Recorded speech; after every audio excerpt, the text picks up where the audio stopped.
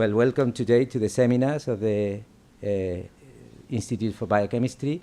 It's a pleasure for me to introduce you to Fabio Nogueira. Let me have these small notes I have here. He's a degree in agronomy from the University in Sao Paulo. He made a PhD in the University of Campinas in Sao Paulo, and he made his PhD in the sugarcane and the effect of the environment on sugarcane.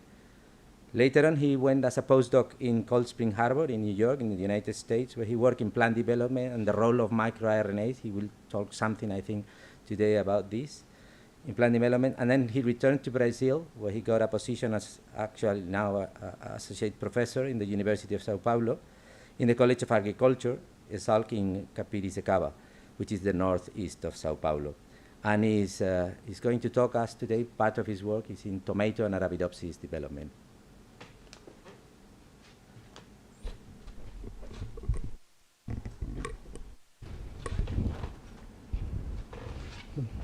I think I'm going to take my mask off, sorry. It's better. So, good morning, everyone. Thank you for having me here. And I'd like to thank mostly Federico and Miriam for the invitation to be here. It's an honor. It's been very good to be here. And today I'm going to talk about a little bit of the work that we are doing on tomato, mostly. This is the main building of ESALC. It's a College of Agriculture, as Frederick said. My lab is in this side of this lake, so we are facing this main building. It's like a farm. It's a huge farm that was becoming a College of Agriculture a few decades ago. So, and I'm going to talk about today about some part of the work that we are doing as related to tomato reproductive development. That's interplaying among the microRNAs, the phytohormones, and I'm also the photoperiod that I'm going to talk about a little bit in the end of my talk.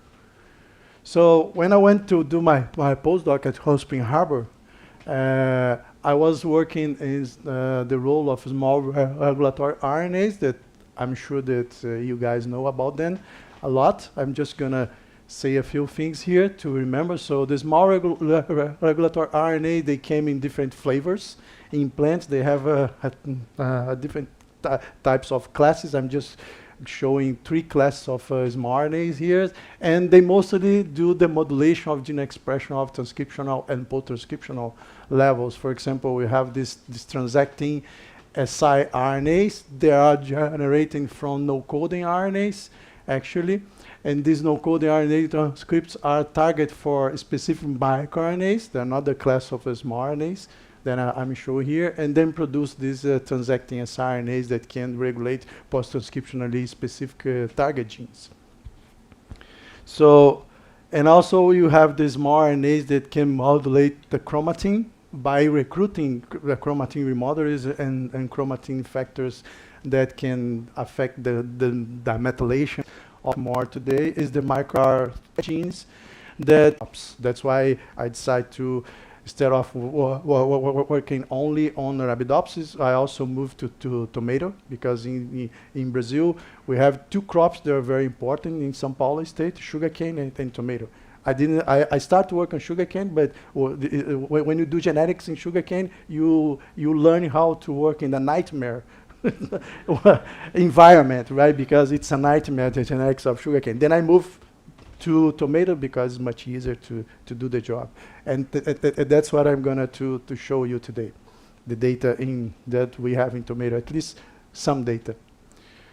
So then I choose tomato because it's a cultivated plant and went through domestication and improvement that changed a lot the genetics makeup of the crops, and we can compare tomato, for example, with Arabidopsis, because they are separated over 9 million years, so they are very different in terms of development and architecture, flowering control and fruit development. For example, Arabidopsis is a kind of boring plant when you think about fruit, for example, the development. The fruit is very simple.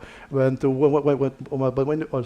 we look in tomato, you see this huge variation of fruit development here, and in terms of format and size. So it was very nice to try to understand what the basis of this difference. And that's what the part of the work that we do in the lab, but I'm not going to show you today what we do in fruit development in tomato. What I'm going to show you today is about the control of flowering time and also flower development, because the different from Arabidopsis, tomato is a day neutral species and also semperine. So there's a little difference in terms of control of flowering and flower development when you compare with, for example, with Arabidopsis. It's an annual and photoperiodic responsive plant. So in terms of control of flowering time and flower development, I mean, I know that some of you guys are experts on the field, so I'm not going to go into much detail, but just to remember you that in Arabidopsis, at least 5 flowering pathways are known to integrate the response to control the flowering time and flower development. We have, for example, the photoperiodic pathway that's regulated mostly by constants or CO gene. We have this autonomous pathway. We have the vernalization pathway. It's controlled by low temperatures. And we have also these other 2 pathways. That's one is regulated by Gibberellin as an hormone, and the other one is regulated by age. That then where we have this microRNA control. And the microRNA 156 is the most important microRNA in this case that can control a specific family of transcription factors called SPL, squamosal promoter binding like protein, that can regulate specific genes that promote or repress flowering, and also can regulate genes that are important to the identity of the flowering organs. So, and all of this pathway, they centralize or they integrate in basically 2 genes, the FT and the SOC one in Arabidopsis. But then when you look in tomato, the things become very different. First of all, because tomato is a cultivated plant, so during the domestication and the improvement, this pathway has changed. They change a lot. And for example, in cultivated tomato, the plants are less responsive or sensitive to photoperiod and vernalization. There is no vernalization, for example, response in tomato. None so far. There's a little bit in photoperiod. That's what I'm going to show you today. So, and we started to ask a question, how about these 2 pathways here? They are conserved in tomato.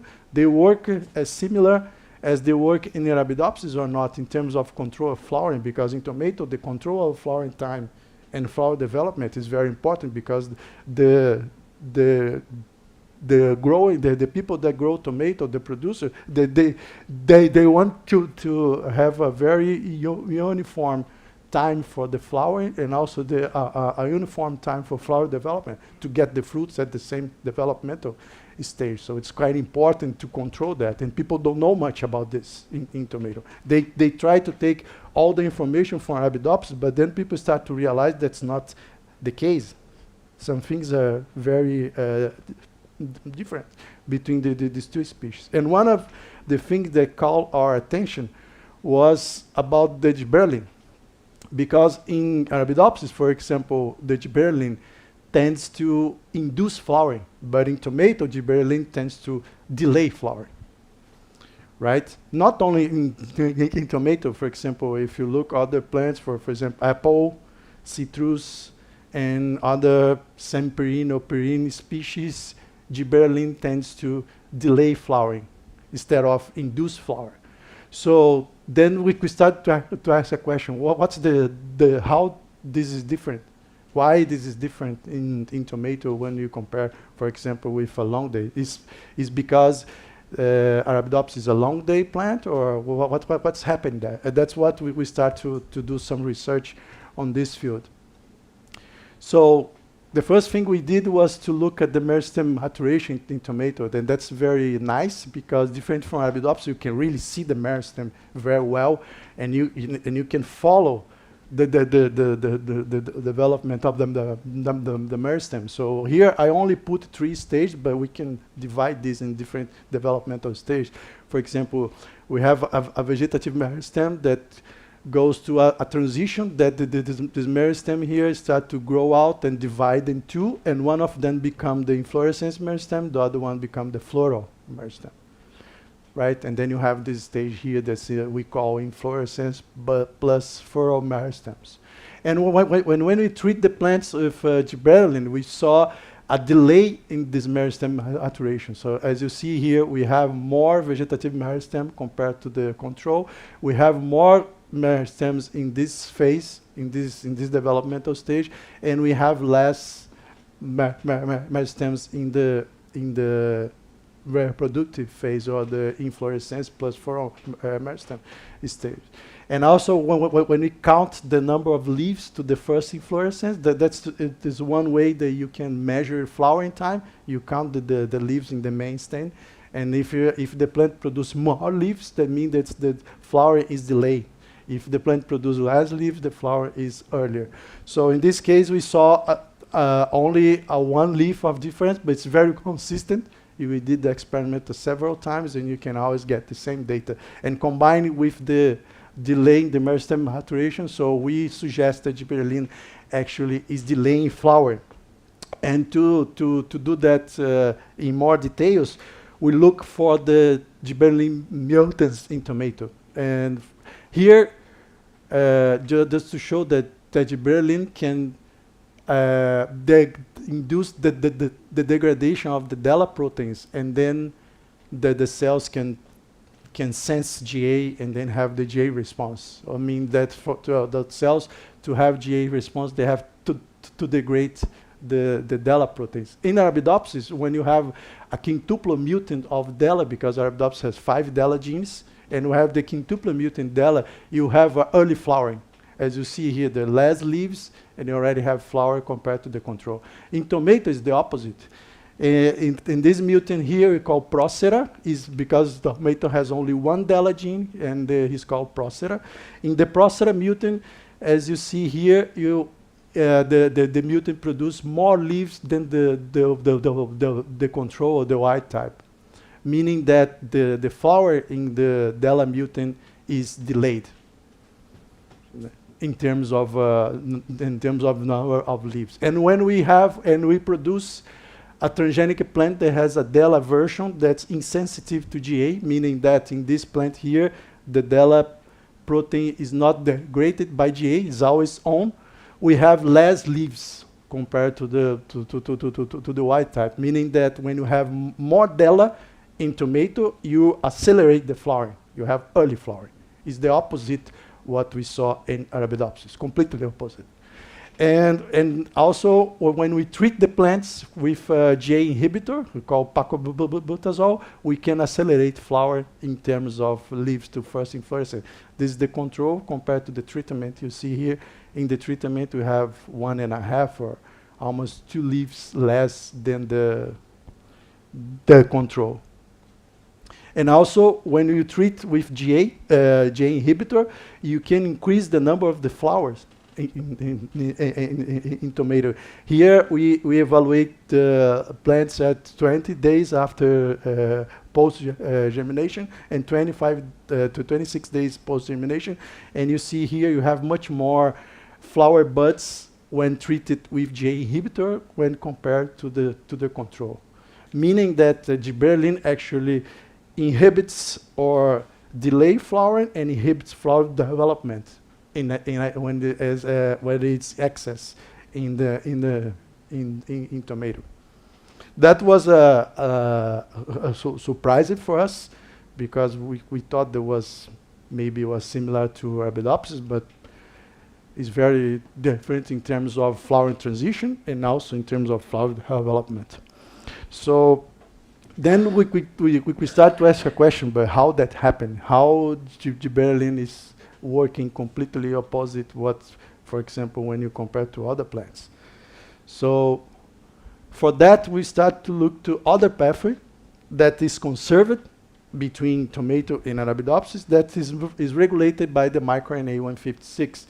So this, as I told you in the beginning of my talk, these microRNA 156 are able to repress the expression of specific transcription factors that belong to the SPL family. So when the plant is juvenile, the plant produces a lot of this microRNA, and in order to make the transition from juvenile to adult vegetative into adult reproductive, the plants need to reduce the amount of the microRNA 156 to allow the expression of the SPL genes. So it's a highly evolutionary conserved age-dependent flowering time because depend of the aging. And as you see here, it's conserved in all species. For example, all plant species studied so far. Because when you have more this microRNA, or mean less expression of this SPL, you always get late flowering, independent of the species. So I mean, these two pathways are very conserved between Arabidopsis and tomato. Here's the overexpression of the microRNA 156. In tomato, for example, you can silence simultaneously 10 SPL genes at the same time.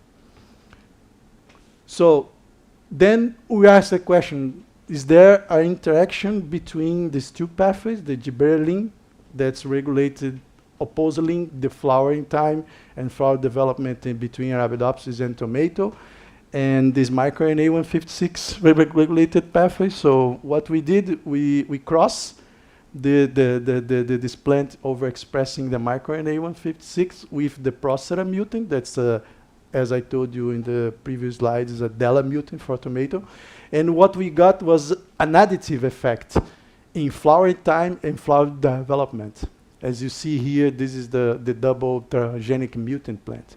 Has much more leaves to first inflorescence when you compare to the single genotypes. And also, when we when we treat this microRNA 156 overexpressing plants with GA inhibitor, we don't see a response in terms of flower development when you compare to the control, meaning that the GA effect, at least in flower development, is dependent on the SPLs. When we don't have SPLs, the GA cannot really have this effect in flower development. And most of the data that I'm showing here in this part is already being published 2019 for our group. So this module, the microRNA 156 and SPL model can interplay with Gibberellin, but the question is how that happened. So we look at all the SPLs in tomato. They are related by this microRNA, and they have two groups, the small SPLs and the large SPLs. We start to look at some of them. I'm just going to show you the data from one because of the time, but we are looking 3 or 4 of them of each group. So I am going to show the data about this SPL15. So and also the SPL3. Sorry, I also have that. So what we look first at in the Procera mutant, how is the expression of this SPL3 and SPL15? And as we expected, as a delay, these mutants show a delay flowering, and SPLs are important to induce flower, because when you knock down the SPLs, you have very late flowering. So the SPLs are directly associated with induction of flower transition and flower development. So as we expected, in the Procera mutant, the SPLs are repressed in the vegetative apex and also in the reproductive apex. I didn't show here. And also not only the SPLs, but the genes involved in flower transition, for example, SFT. SFT is an homolog of FT, is a flower locus T, is an important protein in all plants so far known to induce flower. So this is the most important genes in terms of flower transition known so far. So in the Procera mutant in the leaves is a very repressed, and also in the plants overexpressing the microRNA 156. So that's why both plants have a delayed flower transition, because the SFT gene, that's the integrator of this flower transition, is very lowly expressed. But not only the SFT, but all the genes associated with flower development are also very repressed. For example, AP1 or apetala1 in tomato, called macrocalyx or MC, is also repressed.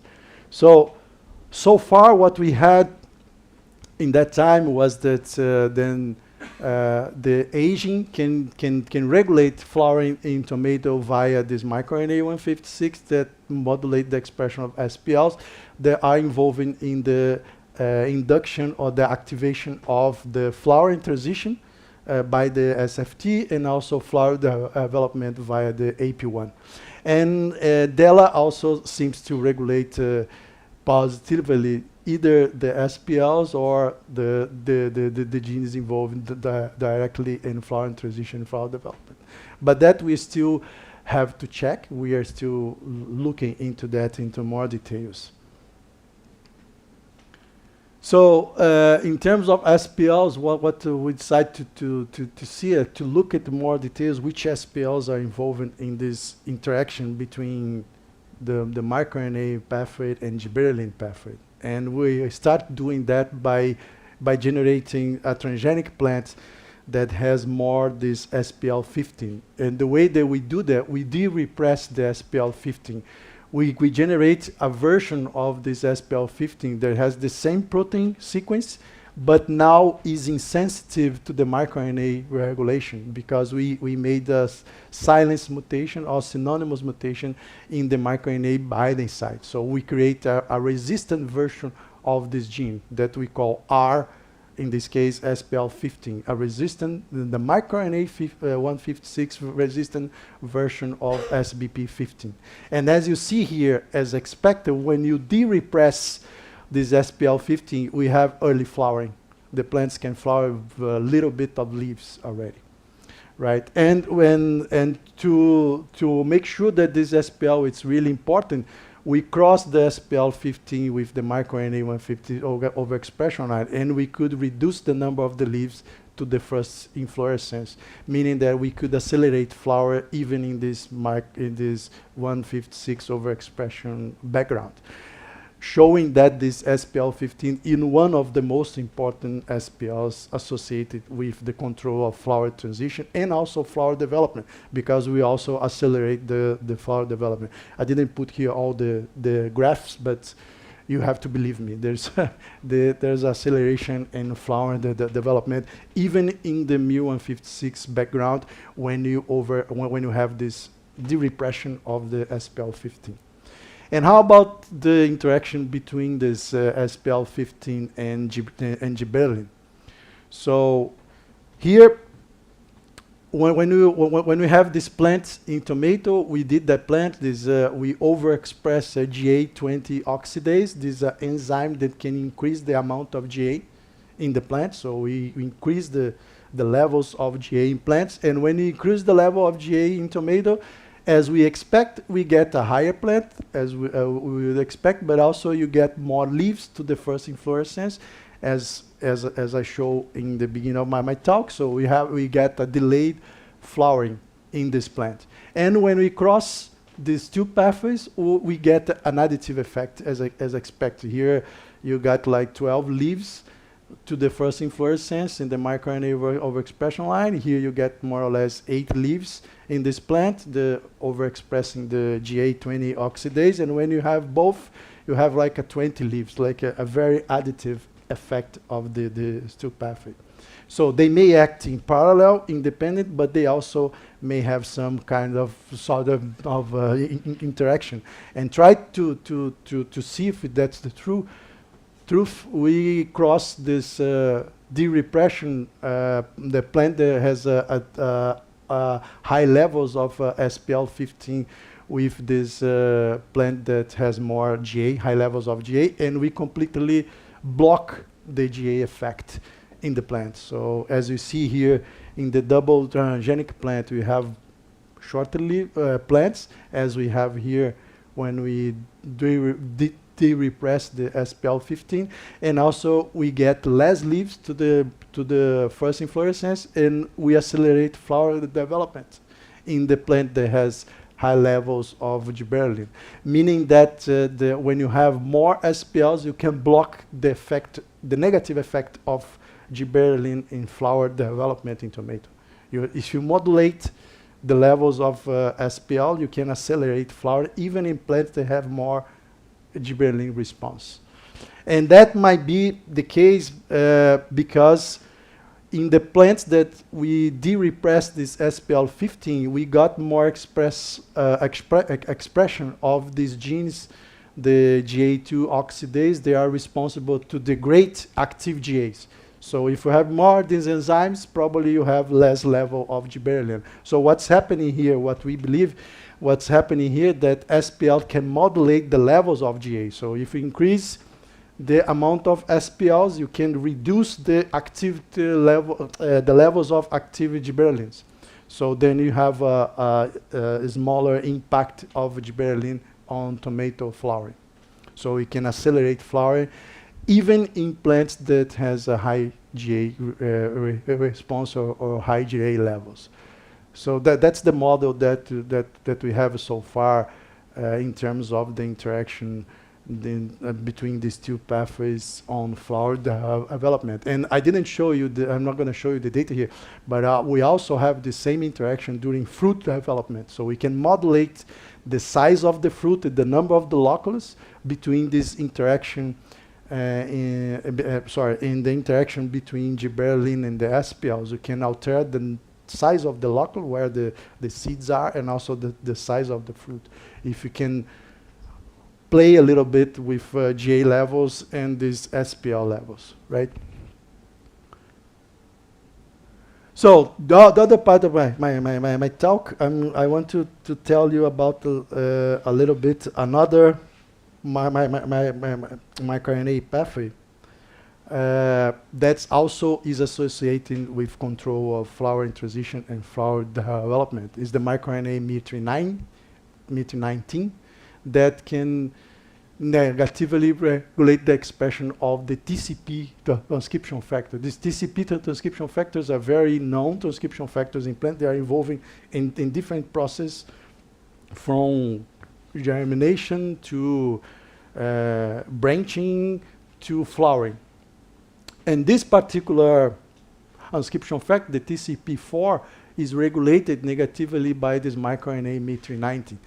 And the TCP4 has been shown 5 years ago that it's involved in control of flower of Arabidopsis via constants, actually via a photoperiodic pathway, and also via the regulation of some of these SPLs in Arabidopsis. So here, as you see, when you overexpress this TCP4, the plants tend to produce less leaves to the first inflorescence, and also can bolt much faster than the wild type plants when you compare. And that happened because the TCP4 can directly regulate the expression of constants, and also can directly induce the expression of SPL3.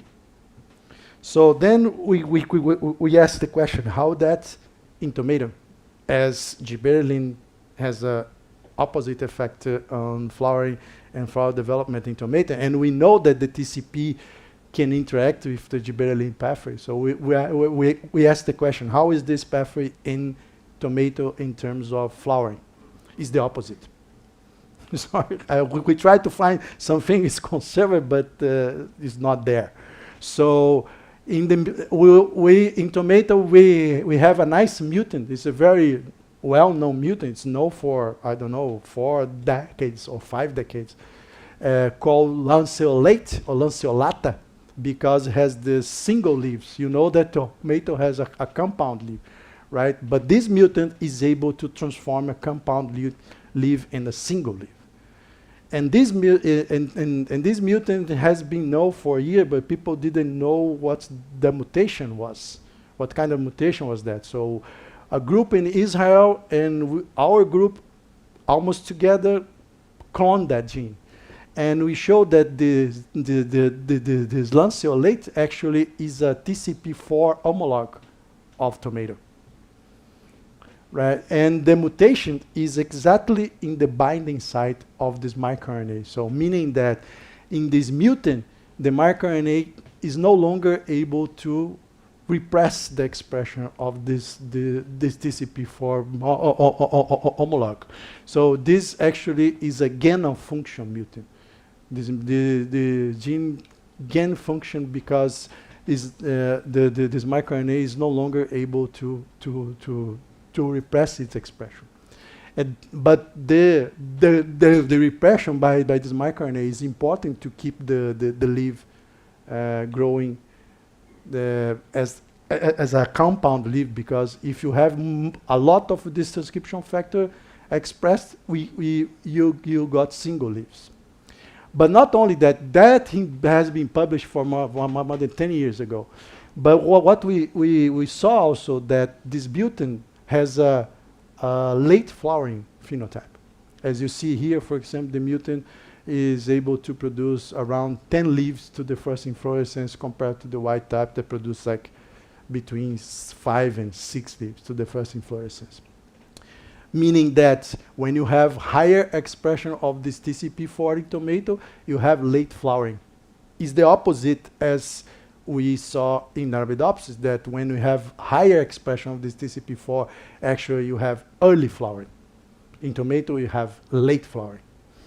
So, and also when we overexpress the microRNA, you got the opposite phenotype, you have early flowering in tomato. As you see here, there's less leaves to the first inflorescence when compared to the white type.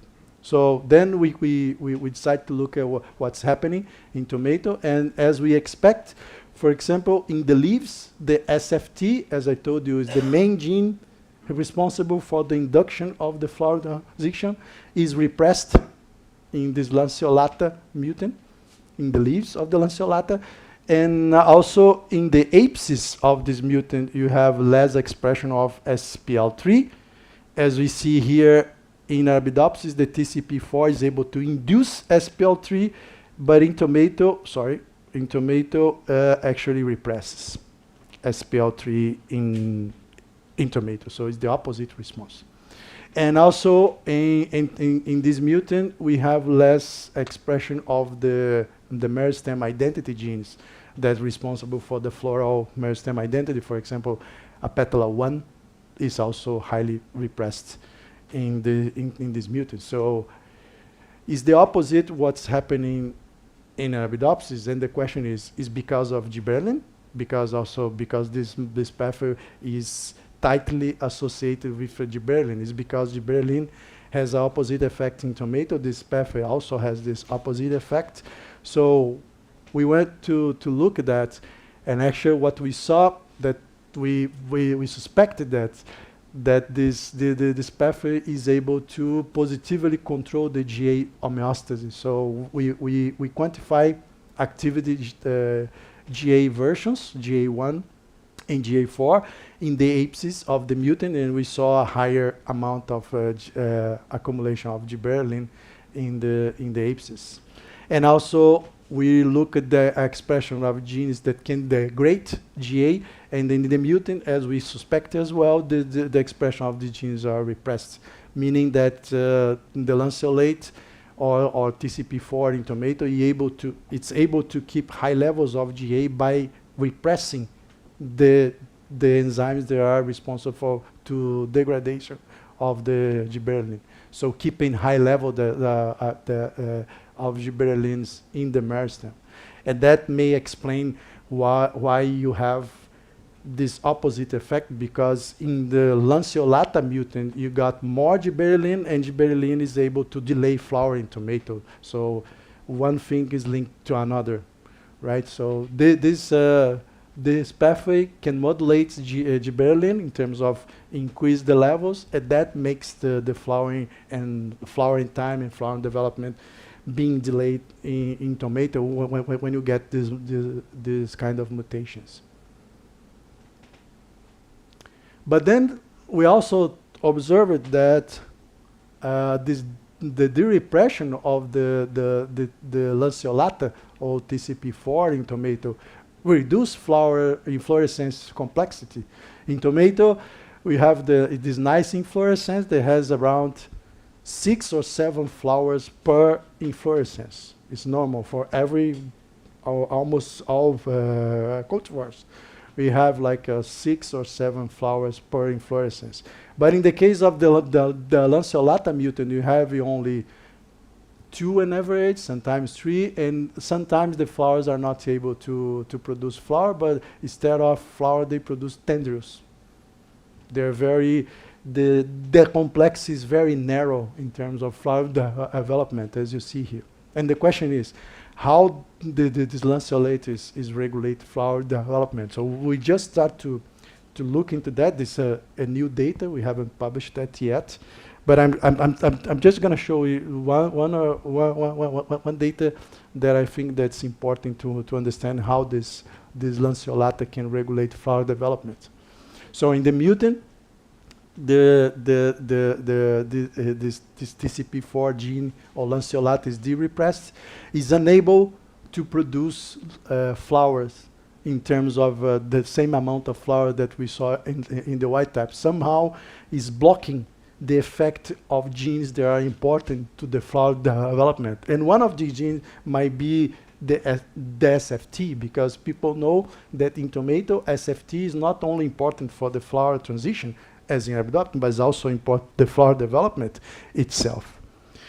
So, and what we ask is, SFT is repressed in the lanceolata leaves, but in the meristem, where the flowers are going to be formed, the lanceolate is able to interact with SFT in terms of protein. And then we did the yeast-to hybrid and the BIFC assays, and we showed that the lanceolate or the lanceolata is able to bind to SFT, and not only SFT, but also is able to bind to SP5G. It's a homolog of the FD protein in Arabidopsis. FD protein in Arabidopsis can bind to the FT in the meristem to initiate the flower development itself. That can induce the expression of the meristem identity genes and then produce all the flower organs via, for example, the mad box genes.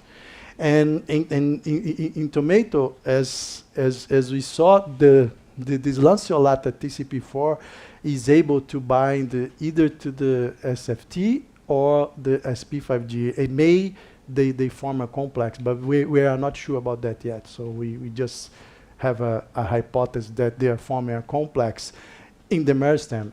And if you have a lot of this TCP4, maybe this interaction is not very well done. So there might be not a good interaction between SFT and SP5G.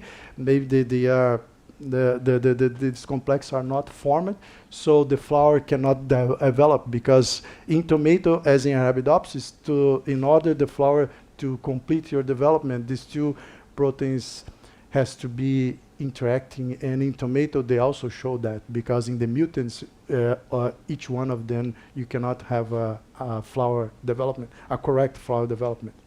So we believe that the TCP4 might be interrupting this binding of these two proteins somehow, and then affecting the formation of this complex. But that's still a hypothesis. We don't know. We haven't done some experiments on that. But what we did was we cross this lanceolata mutant with the plants that overexpress the SFT.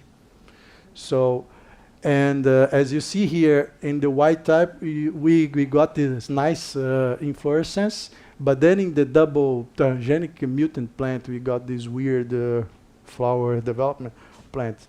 So, and also when we look here in this graph, means the number, the percentage of plants with open flowers, mean that the flowers are completely opening, and in terms of days after germination. So we saw, for example, in the white type, after the day 15, you start to get the open flowers, and then the number of plants with open flowers start to increase.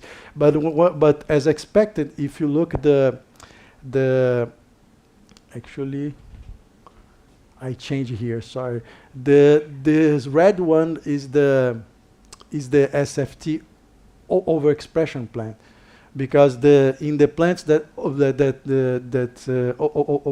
are overexpressing the SFT, the flower transition is much earlier, and the flower development also is earlier. So the SFT tends to accelerate flower transition and flower development, as you see here in the red. Sorry, here I change here. Sorry, there's a mistake here.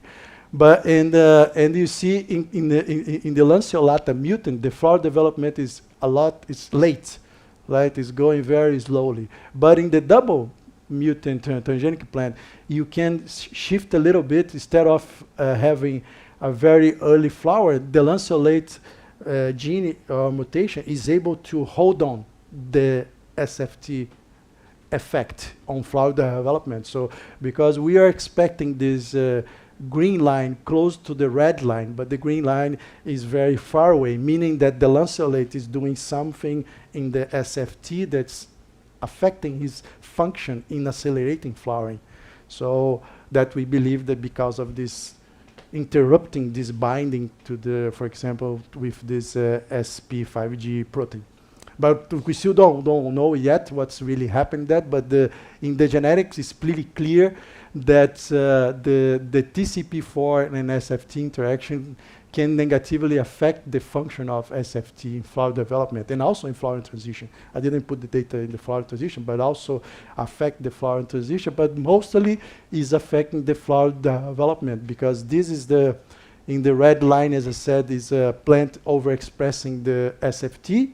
They produce flower very early compared to the white type, but when you put the lanceolata mutation inside this SFT overexpressing background, you delay this flower development, meaning that the lanceolata really affects the effect of SFT on flower transition and flower development. So then we have this scenario where we have all these factors that are affecting flower development in tomato. We have the age factor that is modulated by the microRNA 156 and the SPLs, and then can interact with the DELLA protein. And also, I didn't show here the data because I thought it was too much, but also SPL can interact with the lanceolata gene. So there is also an interaction between these two pathways here, the two microRNA pathways.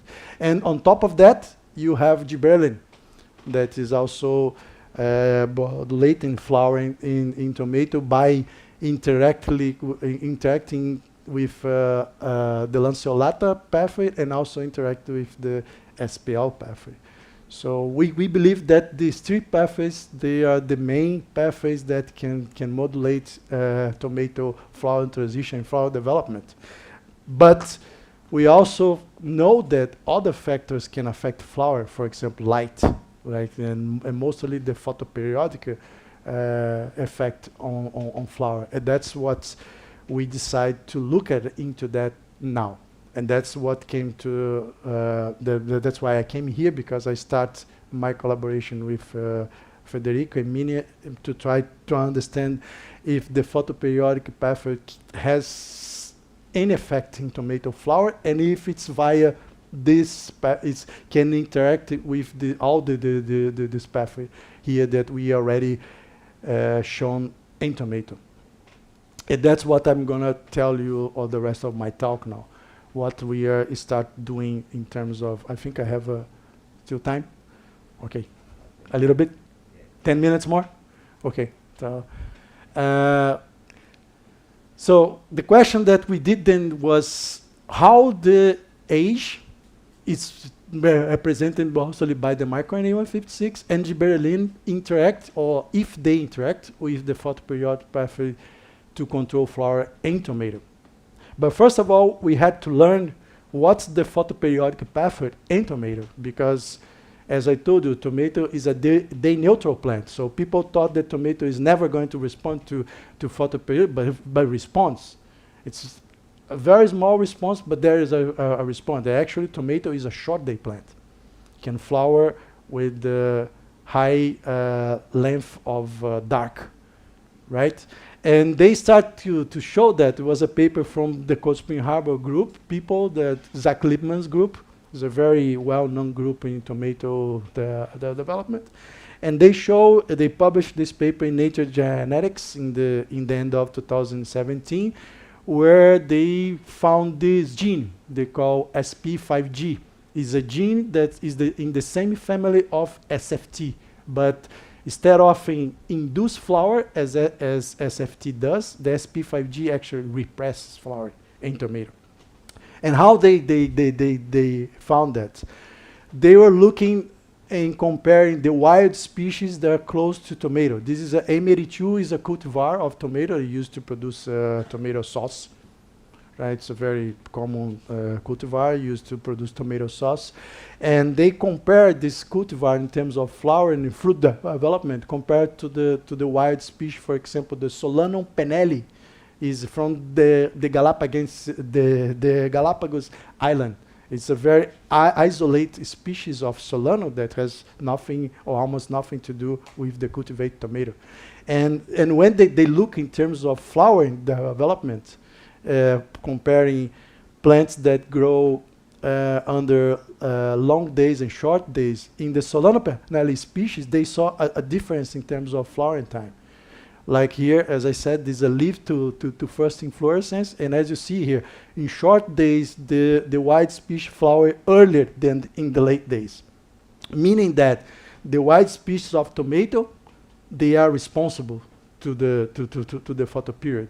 But in tomato, in the cultivar itself, there is a response, but it's a very small one. Although they got a significant response in terms of flower, but it's like one leaf, 1 or 1.5 leaves. And while in the white type, it's like almost 4 leaves of the difference in terms of flower transition. And then they start to map by KTL which gene would be responsible for that response in the wild species. And they found this gene called SP5G. The SP5G actually, as I said, is in the same family of SFT, but during the long day, SP5G is induced. Then when SP5G is induced in long day, they block the flowering transition, or at least delay the flowering transition. And in the short days, SP5G is repressed, so then the flower can happen. But then why in the cultivated tomato you don't have as much as response in terms of long days and short days? Is because the SP5G version in the cultivated tomato is mutated. There is a mutation in the 3 UTR region of the gene that reduce the activity of the protein, or even the transcript is less constant in the cell. So meaning that this SP5G, it's present in the tomato cultivar, but the activity of this SP5G in cultivated tomato is less than in the wild type, in the wild species. And that's they try to explain. That's the reason why the wild species are able to respond to the short and long day variation, and the cultivated is not able, because the SP5G in the cultivated tomato is less active. There's less activity on this gene, and they proved that by doing the CRISPR. They did the CRISPR in the cultivated tomato and the wild species, and in both, when they did the CRISPR, they saw induction of SFT. As I told you in the beginning of my talk, is the important gene that induce flowering. So when you reduce the expression or the activity of SP5G either in the cultivated tomato or in the wild species, you get more SFT, and the plants are able to flower earlier, independent of if it's in the long day or if in the short day. So the idea is, the lesser you have of SP5G, less the tomato will respond to photoperiod. So it will be completely independent photoperiod. But the cultivar that we have today, they still have a small response or a residual response to photoperiod, because the SP5G still has a little bit of activity in the cultivar that you have today in the market. So, and then in order to study this photoperiodic pathway in tomato, we had to integrate the wired SP5G version in the cultivated tomato. And that's what we did. We used this the cultivar called microRNAs. Is the name is already showing why we call it microRNAs. It's a very small tomato plant. It's easy to work on in the lab. And here, what we did, we crossed this microRNA with the SPNL for Solanum penale for 6th generation doing back crosses, and then we integrate the SP5G wide version of this gene from the Solanum penale into the microRNA. Then we create this microRNA that has the wired version of SP5G that we call Solanum penale SP5G. But to make the things easy, I just gonna call this plant SP5G. But you keep in mind that this SP5G plant that I'm calling is the microRNA plant that has now the wired allele of SP5G. So the allele that's really highly activated during this long days and short day variation. And here we show that's the truth, because when we compare the leaves to the first inflorescence, for example, compare the microRNA and the SP5G plant.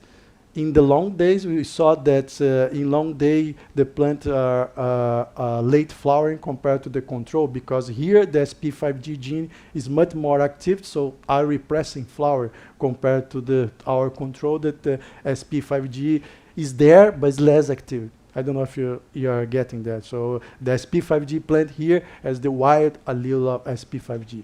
And also we compare to the other genotypes in long day, we saw as expected that plants that overexpress SFT, they don't care if they are in the long day or short day, because they already have a lot of SFT, so they have early flowering. And in the Procera mutant, the DELLA mutant is still late flowering as compared to the control, as we saw before. The plants overexpressing the microRNA of 56 also, they have late flowering, and the SFT mutant itself, there's no SFT there, also as expected has a late flower in long days. So then the question that Mateus did, Mateus is the postdoc in my lab, that he's probably going to come here in the next few months to stay in Federico's lab, exactly to follow up in this work, to understand a little bit more if there is an interaction between this SP5D pathway with the DELLA pathway or the microRNA 156 pathway. And just to show you, to finish off my talk, just to show you a few data about that Mateus did. It just is a very new data. We still need to repeat some experiments. What Mateus did was start to do double mutants, right? To try to using this SP5G plant as our background that responds to photoperiod. So here, as you see, in long day, as I expect, the SP5G is late flowering, because the SP5G is induced by long day condition. But the question is, how is the SP5D is induced by long day? So we also have this Phoebe1 mutant in tomatoes. Is a phytochrome B1 that's it's important to recognize red light. And in general, the Phoebe1 mutant tomato has an early flower, but in our hands, the flower is similar to the microRNA. But then when you cross the Phoebe1, there's a lot of function for this, the Phoebe1 to the SP5G. You completely or almost completely lose this SP5G response. either when you count the leaves to the first inflorescence or when you look the maturation of the meristem. As you see here, the SP5G still have a lot of vegetative meristem when you compare to the microtome. This is our control. This everything is already reproductive, and the Phoebe1 also I think is reproductive. But when you cross when you put the SP5G wired allele inside the Phoebe1 background, you lose this SP5G response. That's because the SP5G is completely, the expression is completely lost in this mutant. So it's really a photoperiodic direct response of this SP5G in tomato in order to control flowering time and flower development. And also, he started to do some crosses with this other pathway. So he started to ask a question how this age pathway that's it's modulated by the microRNA 56 can interact with the photoperiodic pathway. So we again use this SP5G plant that has a wired allele of SP5G that can respond to photoperiod. And he did also the double mutants between, for example, plants overexpressing the microRNA 156 and SP5G. And in long days, what we saw was an additive effect of these two pathways. So you see here, the double mutant is able to produce 15 leaves when each one of the genotypes can produce 10 to 12 leaves. So, and also we saw this additive effect when we look at the maturation of the meristem. So here in the double mutant, without SPLs, the SP5G has much more effect on the late flowering in tomato. But that happened mostly during the long day, because in short days the expression of SP5G is low. Even the wild allele, this expression is very low, so there's no much effect of SP5G in short days as we expect. The only effect on flowering here is via the SPLs. So what we concluded that SPLs are really important in short day conditions. So to induce flower in tomato, you have to have the SPLs being expressed in active. Otherwise, you might not have you have a delay in flower. And his hypothesis now is how the SPLs can integrate with the photoperiodic pathway. So one possibility that these two proteins can interact and counteract each other. Meaning, for example, in terms of SFT, if you have more SPLs, SP5G was not going to be able to repress SFT. But if you have more SP5G and less SPL, then SP5G is able to repress SPL. And he still needs to do the protein-protein interaction. We still don't have this data. But the data that we have, we did a luciferase assay that you can get your promoter. For example, we took the SFT promoter and fused to luciferase and put that in Nicotiana bentamiana leaves together with different constructs. This is the control, the GFP. So, and then you measure the levels of luciferase activity. For example, in the control, there's a basal activity of this SFT promoter. Then here you are measuring the luciferase activity via the activation of the SFT promoter. And then we put this, he put this promoter in the presence of a construct that has a 35S guiding the expression of SP5G. And we expect a repression of SFT because, as I showed you before, the SP5G is important to repress SFT and delay flower transition, flower development. But we didn't see that in our assay. And he repeated that several times. He never saw this repression. But when we put the SPLs, for example, SPL15, that's promotes the induction of this SFT promoter.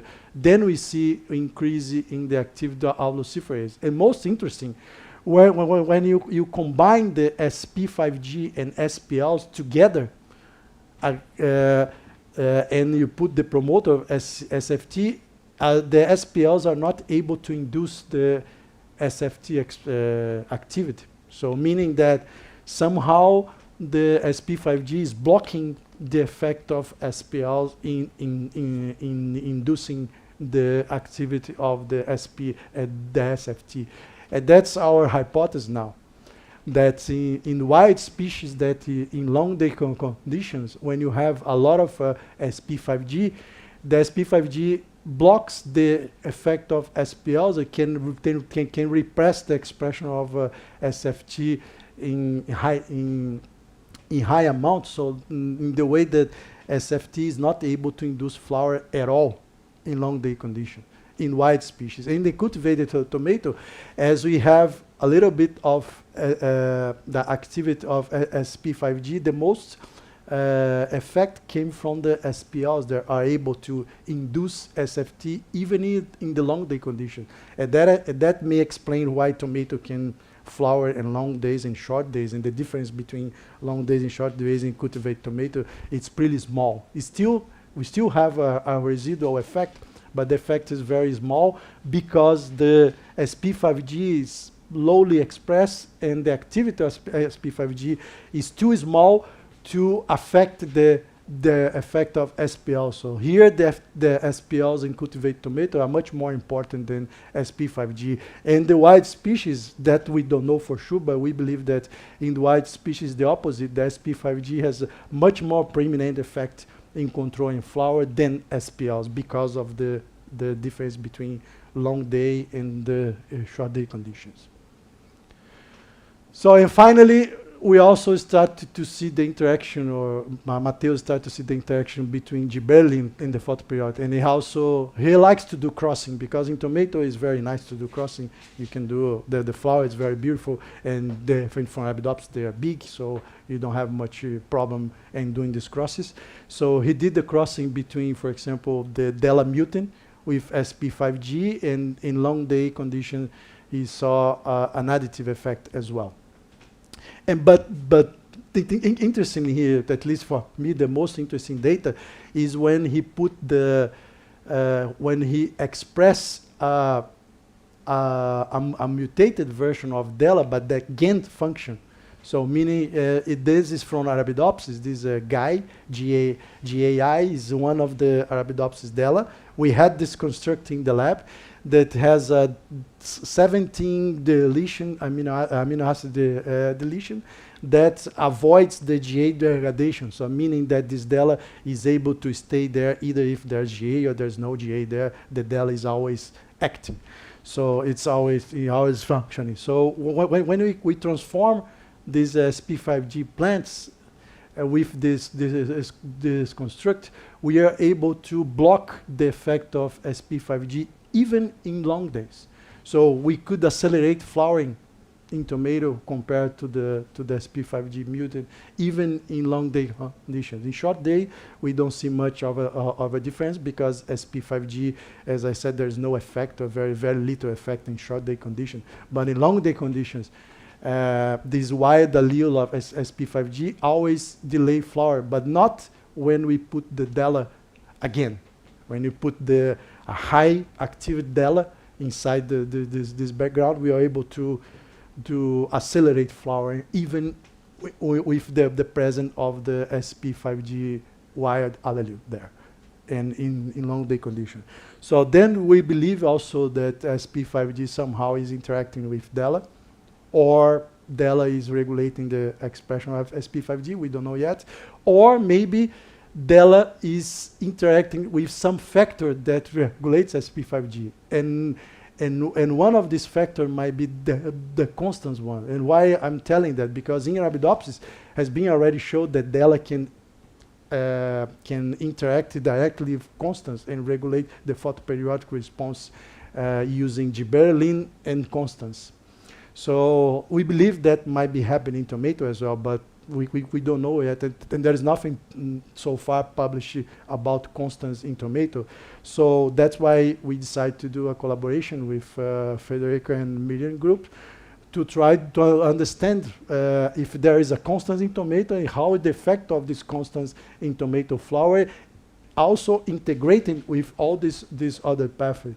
So that's my last slide, just to show you that our hypothesis that constants might be inducing the expression of SP5G that in turn can repress the expression of SFT, or constants in tomato can repress directly the expression of SFT.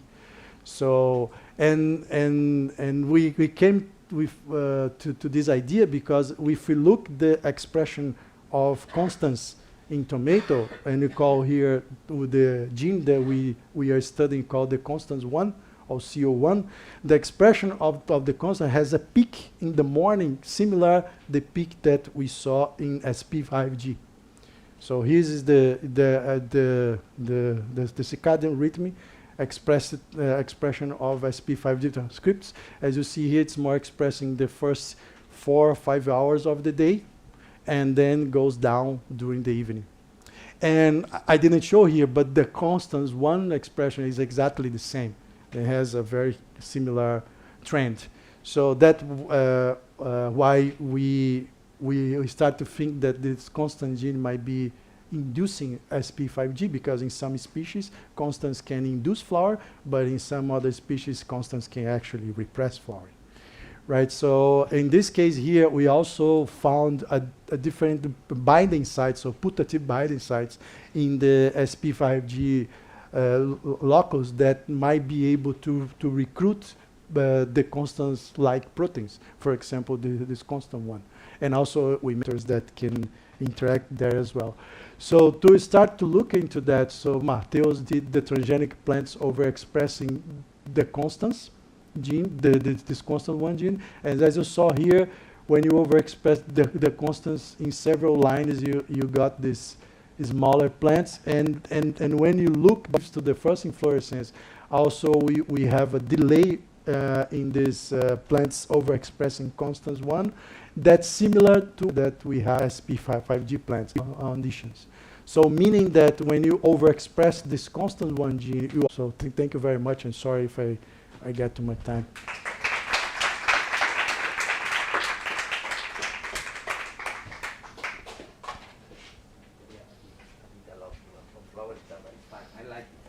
Sorry, yeah. I thought that the flower time would be a good subject. Yeah. I have one question. I mean, you propose that there is a direct interaction between SPLs and SP5G. Yeah, that's what we... The thing is that you never talk about microRNA 172. No. That is repressed by the SPLs. Yes, it is. 172 is the one that activates this AP2 like genes. factor. Yeah, So yeah. maybe it's not a direct effect, it's true, but you never check how is the microRNA 172. We checked that. I didn't show here, but we checked that, and as expected, is repressed. But we didn't go after, for example, all the AP2 genes in tomato, because there are only maybe one or two genes that were described, but in fruit development, none of them were described in flower. But we have, for example, a transgenic plant that's a mimicry for this microRNA 152 that is able to hijack the microRNA. So that means in this plant to have more AP2, and we have a delay in flower development as expected. But we didn't really follow up that. It might be via that too. But we still think that SPL might be able to interact with SP5G, because in some genes, for example, as SFT promoter, in the promoter SFT, you have the core binding site for proteins that bind to SFT and recruit, not SFT, sorry.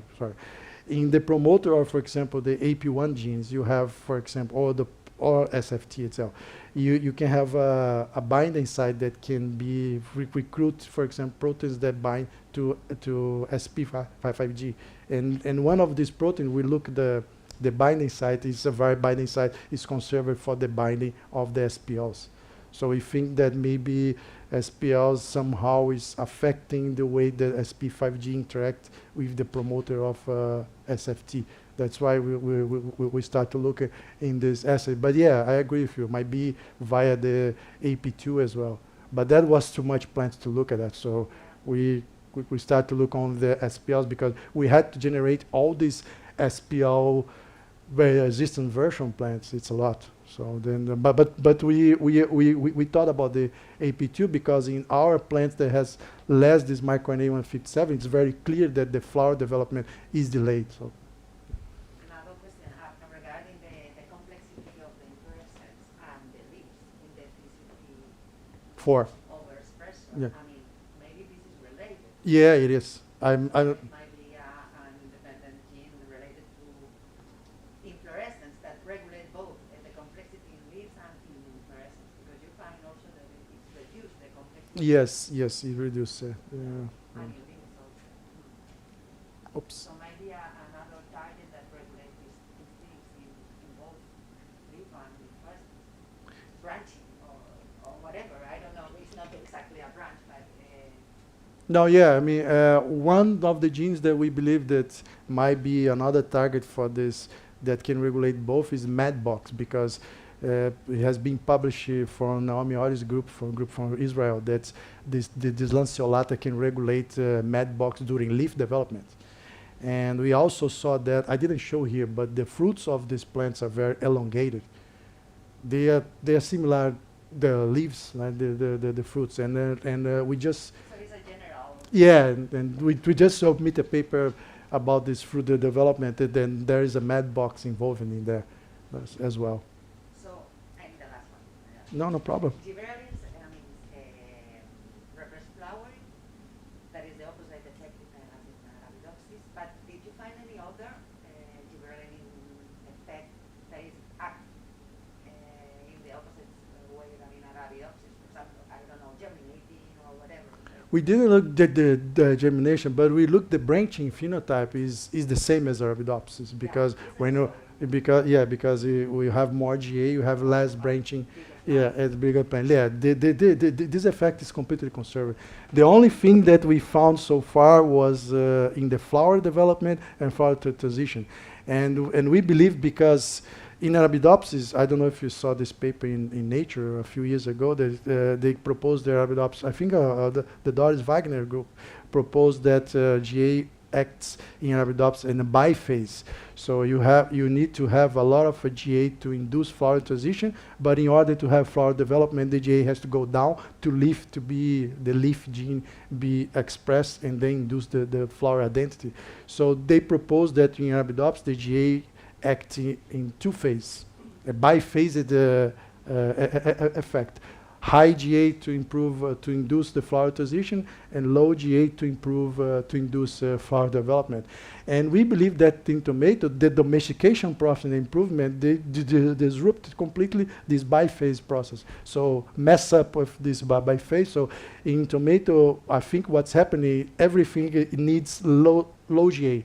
To even to do the transition and to do the flower development. There's no more biphase. We believe in tomato it's monophase. But I mean, we didn't actually look more in detail because we have to do all the work in the wild species to really show that, because wild species, if the domestication is the main factor, in the wild species, this biphase is supposed to be there in the wild species, but it's not in the domesticated cultivars. But we haven't looked in more details in the wild species yet, but that's one of the work that I'd like to do in the future, look specifically what's happened in terms of Gibberellin effects in the wild species.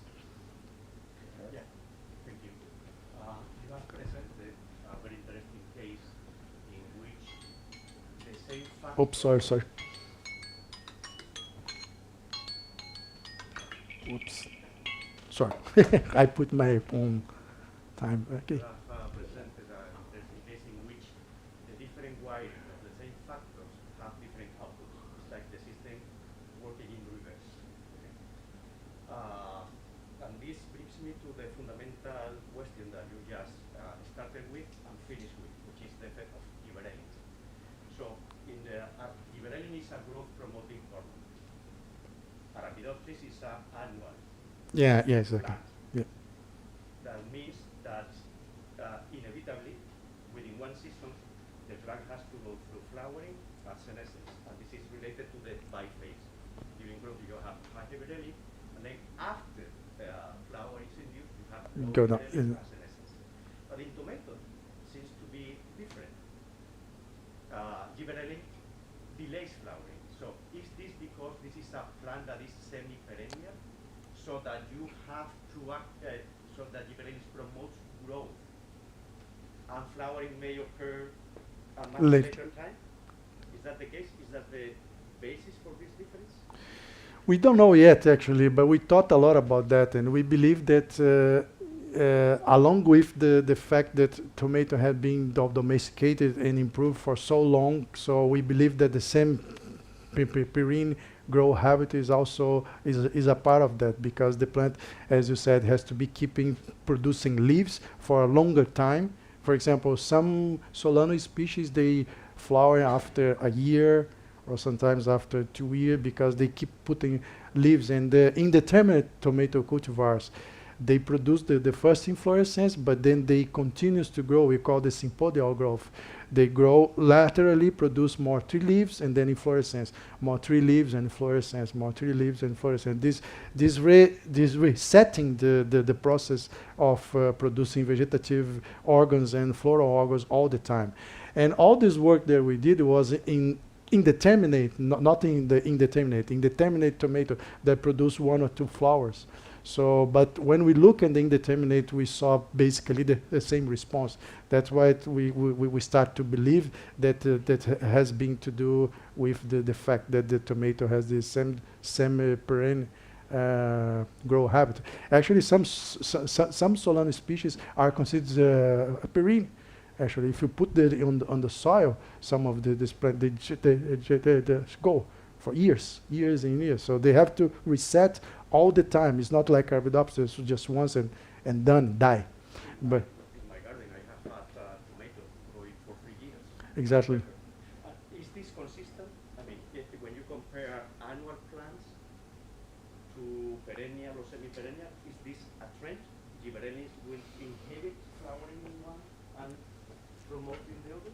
That's a good question. I mean, in the beginning, I was inclined to believe that yes, but then when we look some perine or some trees, for example, in some case gibberellin can induce flower, but we have a lot of examples that gibberellin can delay flower. For example, as I said in the beginning of my talk, citrus, apple, all of these gibberellin delay flower. More gibberellin tends to delay flower. So I don't know if you can pinpoint that's really a trend there, but I think that is the most common response. How about Arabidopsis? Perennial and baristic? Is a perennial close related to Arabidopsis, right? There is no, I mean, I haven't seen paper studying the effect of gibberellin there. I have seen paper study the age, this microRNA 156 that also acts the same as acting and in Arabidopsis. Also, I saw the vernalization because I think these species are more responsive to vernalization than Arabidopsis. But I never saw any. Columbia, because there are Arabidopsis species that respond to vernalization. But yeah, it's more than Columbia. Sorry, the ecotype Columbia. But I don't remember seeing anything they look at more details about gibberellin effect, because I think they probably assume that it's close related to Arabidopsis is the same effect. So maybe it will be a good yeah, exactly, to answer that question. Because we start to thinking, I mean, in Brazil there are few people that work on Arabidopsis. We usually work on more crops because it's easy to get funding. I mean, there are people that work on Arabidopsis, but only few. And we use that excuse saying that Arabidopsis is an exception. It's not really the rule. That's what people start to think. And then when I talk to people outside Brazil, a lot of people start to agree with me that in some things Arabidopsis actually completely exception. For example, the vernalization response that the Dory Wagner's work. We never saw that in any other plant but Arabidopsis. So we start to think it's really a common thing, or just because Arabidopsis is the most used model plant. So that's why we decide to spread out and use maybe this species is a good one to look at the same perine response of 4GA. Anything more? Any more questions? I was wondering about the SP5D gene, which is the difference between the domesticated species and